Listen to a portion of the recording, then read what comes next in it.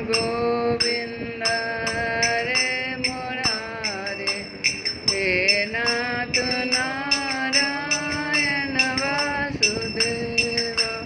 श्री कृष्ण गोविंद रे मुरारे, हे नाथ नारायण वासुदेव।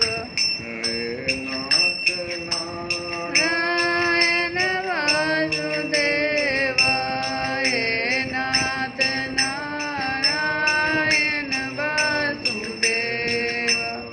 हे नाथ नारायण वासुदेव, हे नाथ नारायण वासुदेव। श्री कृष्ण गोविंद रे मुरारे, हे नाथ नारायण वासुदेव। राम राम राम हरे हरे, हरे कृष्ण कृष्ण कृष्ण हरे हरे, हरे राम राम राम हरे हरे। हरे कृष्ण कृष्ण कृष्ण हरे हरे, हरे राम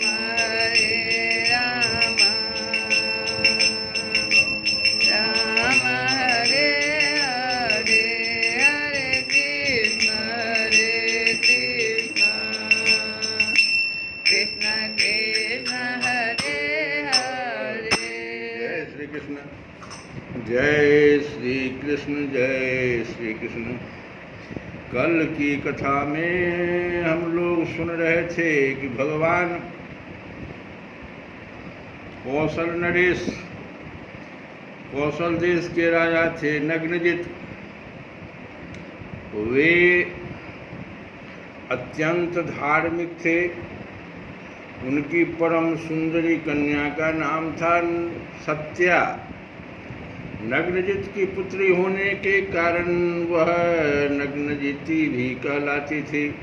परीक्षित राजा की प्रतिज्ञा के अनुसार 7 दुर्दांत बैलों पर विजय प्राप्त न कर सकने के कारण कोई भी राजा उस कन्या से विवाह न कर सके, क्योंकि उनके सिंग बहुत बड़े थे और वे बैल किसी भी पुरुष की गंध को बर्दाश्त नहीं कर सकते थे।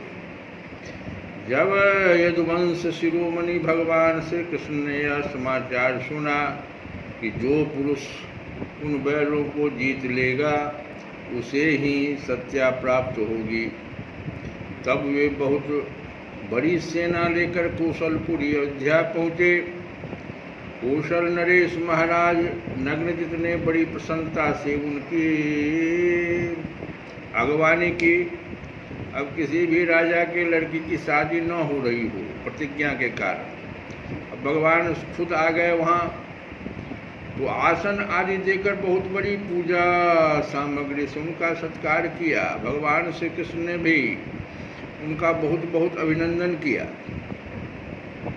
राजा नग्नजित की कन्या सत्या ने देखा कि मेरे चिर अभिलषित भगवान श्री कृष्ण यहाँ पधारे हैं, तब उसने मन ही मन यह अभिलाषा की कि यदि मैंने व्रत नियम आदि का पालन करके इन्हीं का चिंतन किया है तो वे ही मेरे पति हों और मेरी विशुद्ध लालसा को पूर्ण करें। नग्नजिती सत्या मन ही मन सोचने लगी, भगवती लक्ष्मी, ब्रह्मा, शंकर और बड़े बड़े लोकपाल जिनके पद पंकज का पराग अपने सिर पर धारण करते हैं और जिन प्रभु ने अपनी बनाई हुई मर्यादा का पालन करने के लिए ही समय समय पर अनेकों लीलावतार ग्रहण किया है, वे प्रभु मेरे किस व्रत धर्म अथवा नियम से प्रसन्न होंगे। वे तो केवल अपनी कृपा से ही प्रसन्न हो सकते हैं। कोई भी व्रत, धर्म, नियम भगवान को प्रसन्न नहीं कर सकता है। भगवान की कृपा ही होती है, तब वे प्रसन्न हो जाते हैं। यह बहुत ही उत्तम यहाँ पर एक संकेत है। परीक्षित, राजा नग्नजित ने भगवान श्री कृष्ण की विधि पूर्वक अर्घा पूजा करके यह प्रार्थना की। यह बात जो हमने कहा कि कोई भी धर्म, व्रत और नियम, दान पुण्य जो भी हो, भगवान को प्रसन्न नहीं कर पाते हैं। इस पर एक कथा इक्ष्वाकु वंश में ही है। इक्ष्वाकु वंश में ही राजा अम्बरीश हुए थे। राजा नृग हुए थे और इतना गौ का, राजा नृग ने इतने गौ का दान किया था कि वो कहते थे कि पृथ्वी पर जितना धूल कण है उसको गिनना आसान है, लेकिन मेरे द्वारा किए गए गौ का गिनना बहुत कठिन है। लेकिन एक गलती उनसे हो गई कि एक ब्राह्मण का गाय आकर के उस दान वाले गाय में आ गया था, उसी का वो दान कर दिए और दोनों ब्राह्मण लड़ गया। फिर उन्हीं के पास जब आया तो वे वहाँ न्याय नहीं कर सके। कितना भी दोनों ब्राह्मण को समझाए कि हमसे गलती हो गई है, क्षमा कर दीजिए, लेकिन ब्राह्मण देवता दोनों लौट गए। जिसका परिणाम क्या हुआ कि उनको गिरगिट के रूप में कई हजार वर्षों तक जो है सो गिर करके अगले जन्म में और उनको रहना पड़ा। और फिर भगवान कृष्ण के ही आगे की कथा में आएगी कैसे उनका उद्धार हुआ है। तो आदमी कितना भी व्रत कर ले, धर्म कर ले, नियम कर ले, लेकिन भगवान की जब अहत की कृपा जब तक नहीं होती है, और उसी जगह प्रहलाद, उसी जगह राजा बलि और भी कई लोग भगवान को प्रसन्न कर लिए, अभी जैसे ये प्रसन्न कर ली। तो यह बहुत अच्छा सूत्र है कि प्रभु किस धर्म और व्रत अथवा नियम से प्रसन्न होंगे ये तो हमको पता नहीं है, लेकिन ये पता जरूर है कि अपनी कृपा से ही प्रसन्न हो सकते हैं। परीक्षित, राजा नग्नजित ने भगवान श्री कृष्ण को विधि पूर्वक अर्चा पूजा करने पर प्रार्थना की कि जगत के एकमात्र स्वामी नारायण, आप अपने स्वरूपभूत आनंद से ही परिपूर्ण हैं और मैं हूँ एक तुच्छ मनुष्य, मैं आपकी क्या सेवा करूँ। तो सुखदेव जी कहते हैं, परीक्षित, राजा नग्नजित का दिया हुआ आसन, पूजा आदि स्वीकार करके भगवान श्री कृष्ण बहुत प्रसन्न हुए, संतुष्ट हुए। उन्होंने मुस्कुराते हुए मेघ के समान गंभीर वाणी से कहा। भगवान ने क्या कहा? अब भगवान कह रहे हैं कि राजा नग्नजित सुनो। राजा नग्नजित से क्या कहा प्रभु? राजा नग्नजित ने पहले क्या कहा कि प्रभु आप समस्त गुणों के धाम हैं, एकमात्र आश्रय हैं। नहीं, पहले भगवान ही कह रहे हैं, गंभीर वाणी में भगवान कह रहे कि राजन, जो क्षत्रिय अपने धर्म में स्थित है उसका कुछ भी मांगना उचित नहीं।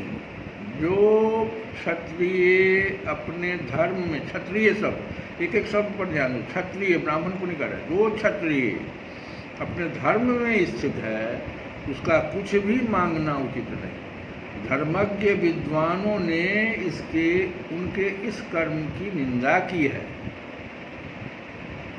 फिर भी मैं आपसे सौहार्द का, प्रेम का संबंध स्थापित करने के लिए आपकी कन्या चाहता हूँ। हमारे यहाँ इसके बदले में कुछ शुल्क देने की प्रथा नहीं है। इतना ही बात भगवान ने कहा, गंभीर वाणी ने कहा। प्रत्येक शब्द का कुछ न कुछ आज के समय में उसका जो है उद्देश्य है कि भगवान कह रहे हैं कि हमारे यहाँ इसके बदले में कुछ भी शुल्क देने की प्रथा नहीं।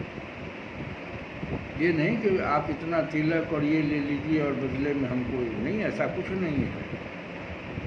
सिर्फ जो क्षत्रिय अपने धर्म में स्थित है उसका कुछ भी मांगना उचित नहीं है। और मैं तो आपके प्रेम का संबंध स्थापित करने के लिए, आपसे प्रेम का संबंध स्थापित करने के लिए, सौहार्द स्थापित करने के लिए आपकी कन्या चाहता हूँ। तब राजा नग्नजित ने कहा कि प्रभु, आप समस्त गुणों के धाम हैं, एकमात्र आश्रय है। आपके वक्षस्थल पर भगवती लक्ष्मी नित्य निरंतर निवास करती है। आपसे बढ़कर कन्या के लिए अभिष्ट वर भला और कौन हो सकता है। परंतु यदुवंश शिरोमणि, हमने पहले ही इस विषय में एक व्रत ले लिया, प्रण कर लिया है। कन्या के लिए कौन सा वर उपयुक्त है, उसका बल पौरुष कैसा हो इत्यादि को जानने के लिए ही ऐसा किया गया है।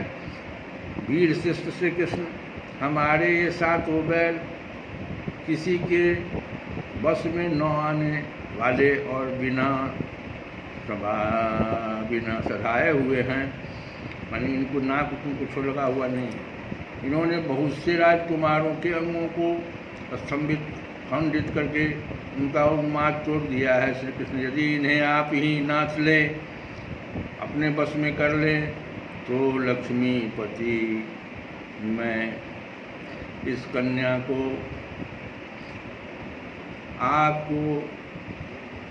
आपके साथ शादी कर दूंगा। आप ही हमारी कन्या के लिए विष्णुवर होंगे। भगवान श्री कृष्ण ने राजा नग्नजित का ऐसा प्रण सुनकर कमर में फेंट कस ली और अपने 7 रूप बनाकर, भगवान 7 रूप बनाए, खेल खेल में उन बैलों को नाच दिया।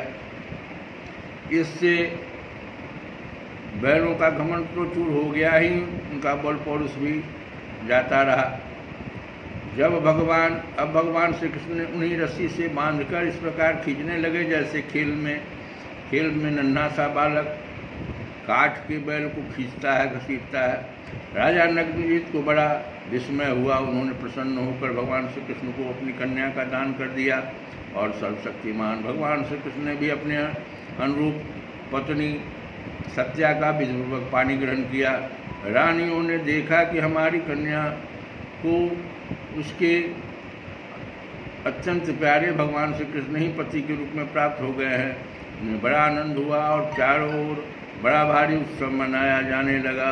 शंख ढोल बाजे बजने लगे और सब लोग गाना बजाना शुरू कर दिए। श्री कृष्ण गोविंद हरे मुरारे, नाथ